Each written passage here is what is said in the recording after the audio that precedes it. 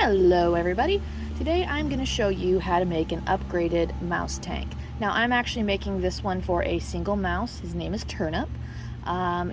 Recently he and his litter mates have been getting into squabbles and he seems to be getting the brunt of it. So I am making him a single mouse cage. Now what you're going to want to need is a plastic tub just like this. For me, I have the hefty 72 quart, which is plenty for a single mouse. What you're going to want to do is, like you see here, mark out a square on either of the long sides. Don't really want to, you can eyeball it, but I find it doesn't have quite the same results. Next thing that you're going to want to need is a soldering iron, which is this. Be very, very careful. They are extremely hot. And as you can see, I've already started cutting around my lines. So what you're going to want to do is just easily place this. Let it melt slowly along the lines. And as you can probably see, I'm doing this outside so you don't have a buildup of fumes, because that's a big problem with melting plastic like this.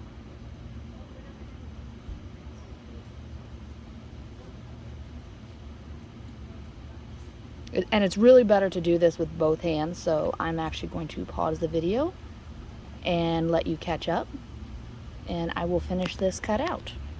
Alright, and as you can see here, we have got the first side cut out.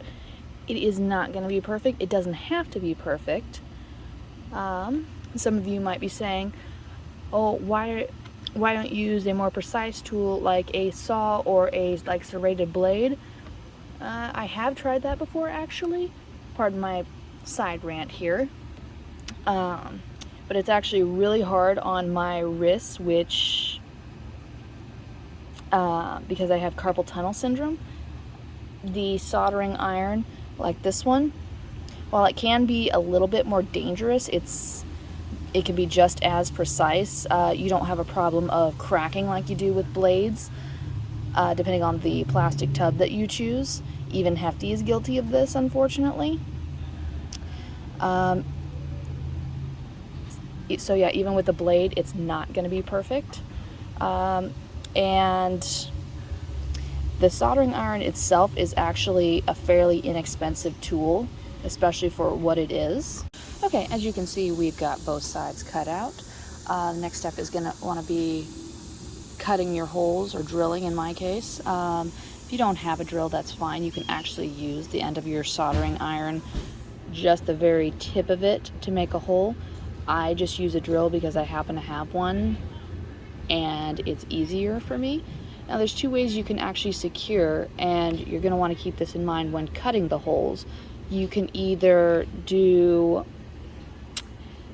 just a secure loop on one of these down into the hardware cloth, or you can do what I do and do kind of a stitching effect. And with the stitching, you have to keep track of how many you have on a row. So I go here, these two, these two, these two, and etc. all the way around. And I will be back to show you what that looks like. Alright, so here is that stitching technique that I mentioned.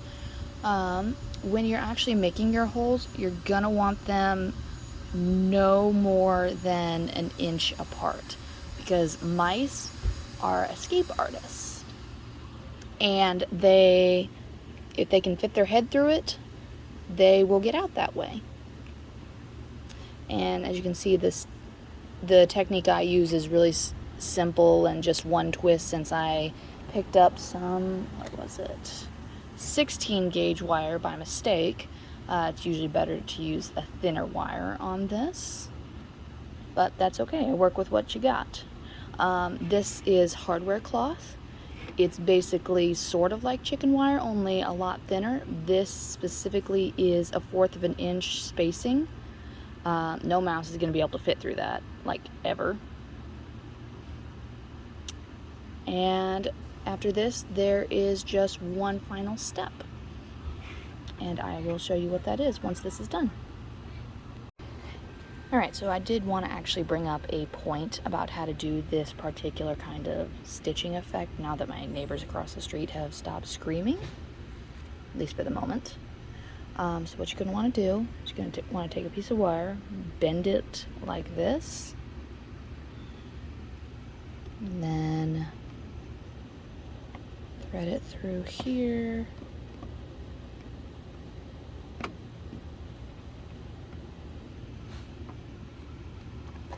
Like so.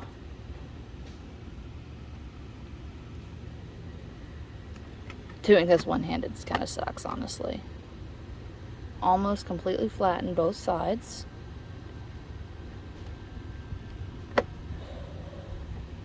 And then, oops, wrong way.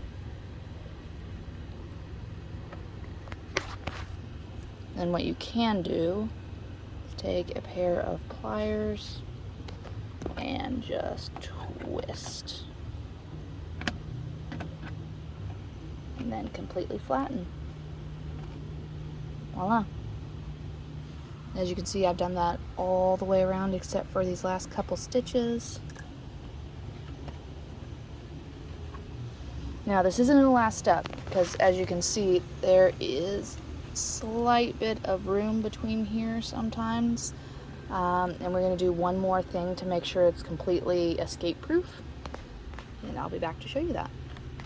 Alright, and the final step of this before you start putting bedding and stuff in is to have a duct tape layer on the outside just to block any holes. Some people will do another layer on the inside, but in my experience that doesn't usually last very long. A lot of people actually do black for some reason. I like to give mine a little bit of color, so I chose a nice sky blue here, as you can see. And that is pretty much all there is to making a larger mouse cage that is probably better than anything you can buy at a pet store. I'll be back one last time to show you the finished product. Alright, and here we have it. This is finished product for Turnip. He should love this. Absolute last thing you have to do is put bedding, of course, and toys and hides and all that fun stuff. So a couple of important things to note. Hardware cloth is sharp. You may have seen some red splotches on some of it. That is my blood, because I ended up stabbing myself a few times with it. You can usually get it at Home Depot or Lowe's for pretty inexpensive, but they do come in big rolls sometimes. If you're gonna use the wire, which I highly recommend, go with the 16 gauge. It's a lot easier to work with. I actually did most of this with a 20 gauge, which is technically stronger, but still a little bit harder to work with. This is actually my second attempt at building something like this. The first one was on a much larger scale as a birthing box for one of my female rats, who absolutely destroyed it. I used zip ties, and she figured out, oh, if I can chew right through these and get out. It was just a mess. But yeah. The other thing to note is I did give a fairly decent sized gap right here. Mice love to burrow. So if they have more bedding down, they will be a lot happier. What I'm actually going to do with this is put tunnels down and then put bedding over it so he can have some fun. I'm also going to do a little under bedding hide from some of the leftover parts that I have. And with this, what you can actually do is cut a small hole and put the water bottle in, so there's no issue of them not having water. Yeah, that's it. Pretty simple project.